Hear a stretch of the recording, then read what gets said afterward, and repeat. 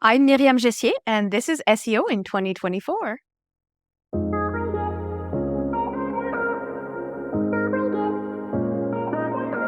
Myriam, what's your number one SEO tip for 2024? So mine is something that a lot of people are going to be interested in. Focus on middle and bottom of the funnel content if you want to future-proof your SEO strategy when considering SGE. Okay, so a few things to unpack there. Shall we start with mid-funnel?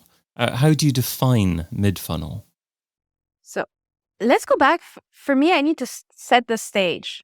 When we talk about the customer funnel, we have the top, the middle, and the bottom. And we think about it in terms of marketing. That's very settled. What we mean by top is, I'm not quite sure what I need. I'm starting to look for it. I have vague questions.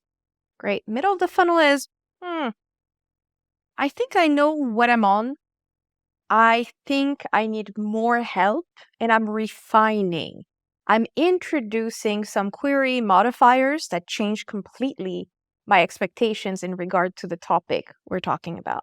And bottom of the funnel is, hey, I'm ready. Whatever comes next, I'm ready to make an informed decision.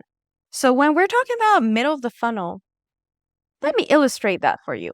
A top of the funnel query that all of us will have at some point in our lives is, what to do in Rome? It seems to be one of the cities everyone wants to visit. Now, if we're going to middle of the funnel, David, what to do in Rome with two teenagers? Ooh, that query modifier, that teenager modifier, not the same thing.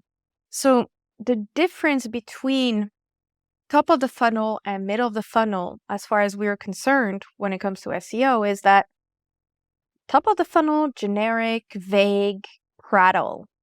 Because at the end of the day, that's what it is, introducing you to stuff. Oh, an LLM can do that quite well. Now, when it comes to expertise on a specific topic or two elements that collide to create something new, a brand new starting point, they're not so good at. That's something that humans are very good at because we have experience. So when I talk about what to do in Rome with two teenagers, what's the implication? We know that it's for vacation. We know that there are some problems because if you know teenagers, there's always problems. If you know Rome, you know there's always traffic congestion, there's always tourists, you know Rome. Tie these two together and there you produce real value that a machine would have a harder time producing due to the nature of LLMs and due to the nature of human expectations. Love that. And I'm so glad I asked that question in terms of the definition of mid-funnel. So essentially, a very generic plus modifier makes the target audience much more obvious and will greatly assist you with becoming more eloquent and targeted with the content that you're producing. So where does this lead us in terms of bottom of funnel keywords? Well, when it comes to middle of the funnel, we haven't really decided if we're going in Rome at the end of the day. We're still evaluating what's going on with the two teenagers. Maybe we'll choose a different destination. I would tell you that in some cases, you may also decide to stay with the Rome destination and maybe leave the teenagers behind. It all depends, right? So this means that maybe sometimes the person will go back to the top of the funnel and start a new journey because they can't get to the bottom. Like that road is blocked. But if they do continue digging deeper, bottom of the funnel is where you are addressing beyond the initial friction. So the two teenagers, that's the initial friction. If we go deeper with the teenagers, it's more of a, okay, so what are the specific activities? Why are they open in September when you're going to Rome? Yes, am I removing any obstacles that would make you say no to the thing you're considering? Going back to middle of the funnel just for a second there, what is a good way to measure success of a visitor from that type of phrase, that type of traffic? For instance, are we just looking for as much time as possible on site to hopefully get them to remember the brand moving forward, or are there better metrics that we can use? I love the fact that you're bringing this up because it's not about better metrics. The metrics are getting worse for us. So let me explain what I mean. When we're talking about SGE, so an experience that is more interactive in search engine result pages, what we mean is that we are no longer able to capture the reality. Because if you think about Google Search Console data, you have impressions. How many times have you been shown? But there are multiple things happening in that page. So if you're shown, but you're not part of the main show that the person is engaged with, are you really shown? Are you really having an impact? And when we talk about clicks, well, the clicks happen outside of Google's ecosystem, but most of the experience happens in the ecosystem. And Google doesn't report on that. It doesn't report on the engagements that people have with different elements that lead them further in their journey. So we're going to be losing a lot of visibility in terms of our impact. Does that mean it's all lost? No. In this context, traditional metrics like query reporting, like search volume to forecast things, they're becoming a bit moot. What we need to focus on, we're shifting towards more outcome-based metrics like revenue. Because at the end of the day, is it at most websites, I'm not saying all websites, but most websites, what they care about is getting people on the website to take an action, to engage and get closer to conversion. So ultimately, if you want to think about SEO performance, you need to tie it to real world performance that is tied to the bottom line. And if you have C-level folks that are really focused on metrics that are like domain authority, or are we number one on this? It doesn't always translate into bottom line metrics that really do serve the company's interest. Not really. So today we have an opportunity when we focus and we want to measure stuff to say, hey, let's focus on what happens at the end of the story. And if you're not comfortable with that, it's fine because it ties into another metric. What we need to figure out, and that's a brand new bold world, is your total addressable market. And when I say brand new bold world, is that since these metrics are changing, how do you define your total addressable market? How do you calculate it? How do you gauge how much you have, penetrated that market in that location in organic, for example? So for me, the mid-funnel queries, it's a mix between, hey, does it actually bring home the bacon? Does it really have an impact? And before that, figuring out, hey, what's my real market? Because that's what most of us, we don't do. We see there's volume. People look for Valentine's Day gift ideas. Let me enter the ring. Yeah, but what is the real total addressable market? What does the ring look like? Many of us SEOs don't take the time to gauge this. Brand new bold world. That's a slight twist in Aldous Huxley there, but I like it. And you also mentioned SGE a couple of times there, so we'll have to dive into that one there. So how would you summarize what SGE means and how it's going to impact the future of SEO? I feel like I'm always answering your questions in a way where I provide an answer that is not perfectly aligned to the question, but close to it. Let's keep this vibe going. Be patient, hear me out. The key takeaway here, and this is something that bothers everyone because we don't want to address it. There's an elephant in the room. SEO used to be easy traffic. No matter how much we used to complain about things getting harder, it used to be easy traffic because we were not necessarily focused on customers. We weren't even focused on product.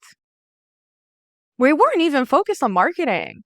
Like, I've been doing SEO that long that I remember we're like, we're number one on red shoes. Woo! We won the world. Nothing else mattered. And now we're kind of forced to rethink this and go, well, it's getting harder. And it's getting not only harder, but a machine is replacing me. A machine is giving these answers. What's the point? So for me, what I find very interesting right now is you need to focus on the customer journey. Hey, is that spot in the customer journey starting on TikTok? Yes. Why are you wasting budget on SEO? Why are you focusing on this? This is not where people are going to find you. And if they do find you, the total addressable market at that stage is probably going to be very small compared to what TikTok could offer, for example. So what I mean by this is you could be producing the right content for the wrong channel or for the wrong reasons if you're only focused on SEO. You really need to consider, okay, out of the entire mix, our entire ecosystem, where should we be putting our money at this stage, at that stage, at that stage? We used to do full funnel SEO for everything, and we would want the budget to go with it. But maybe it's an assistive channel in some cases. Maybe it's not the main focus. And that is going to be a very bitter pill to swallow, but that's the truth. And if Google, Bing, all search engines are going in the route of let's fundamentally change the search experience by answering questions, by telling people what the next question should be, by offering perspectives. That's great, but what does it mean for us as experts? It means that either we have to have a more integrated approach, so SEO makes sense in the context of the customer journey, or we need to figure out what it means in terms of content production. What can we do that a machine cannot do? So if we talk about, let's say, SG, so search generative experience in search results, this means that you're going in there as an SEO and you don't dictate the rules anymore as much as you used to. And this is a trend in SEO. Like, we have less and less control over things. But there's a reason why. Prior to this, we used to trust Google to be a bouncer. We would produce content and go find the right people for us. Bring them to us. Okay. Today, it learned from us and it's able to do that just fine without us. So now the next step is figuring out what can it not do as well. And that's middle of the funnel, bottom of the funnel, because that requires true expertise. The stuff that nobody really thinks about telling you. So for example, this is a terrible example, but it's a great one for me. Nobody told me that dogs lost their teeth. When they're puppies and they grow, they lose their teeth. And David, that makes sense. It makes sense. But I didn't think about it until my dog started spewing her bloody teeth on my feet. That was a terrible experience. That required experience. You have to go through it. So top of the funnel, you don't necessarily have to go through it to explain it. Middle and bottom, you do. So that's the next step for me in SEO. But I will bring another element here. What worries me is, so we would basically be teaching machines, once again, how to replace us in the midterm. So if we focus on middle and bottom of the funnel, always keep in mind customer journey, because maybe in a few years, that will also be taken away and we will have to find our added value elsewhere. So customer journey, absolutely key. It's important to map to the customer journey. I understand that. But what does this mean for a traditional marketing funnel? Do we not need them anymore? I tend to agree with you. We don't necessarily need it anymore because it's a tool for us internally. Does it reflect what really happens in the world? No. I just told you that some folks, they get to the middle of the funnel and then they go back up. Some folks exit completely. Some folks go straight from like one question to purchasing already. So you need to really focus on the customer journey and the jobs to be done. So when we're talking about the funnel, it's like, hey, where do the customers neatly fit into the labels that we need to do our jobs? It's very different from jobs to be done. So jobs to be done, for example, is Excel is so slow and frustrates me. I need something better. Let me look at BigQuery. Let me look at, Looker Studio. Let me look at maybe learning a programming language. You try to find solutions to your problems. And we're too focused on the funnel to really ask ourselves, what are the problems that people are trying to fix at each step? Because we want this to fit in with the way we sell things instead. So that means we have blind spots in our marketing. There's so many more questions that I want to ask, but perhaps we can have a part 2 or a discussion panel at some point to continue the conversation. Always a pleasure. To finish off, if an SEO is struggling for time, what should they stop doing right now so they can spend more time doing what you suggest in 2024? So if I have one thing to advise you is stop stressing about the metrics that are fluctuating right now. Do your best with the existing metrics. Please give up on personas. Keep the funnel in the back of your mind, but really take the time to focus on customer journey. That way, you can actually understand your own blind spots in the content, like what's missing fundamentally to help you get people onto the next stage and become customers.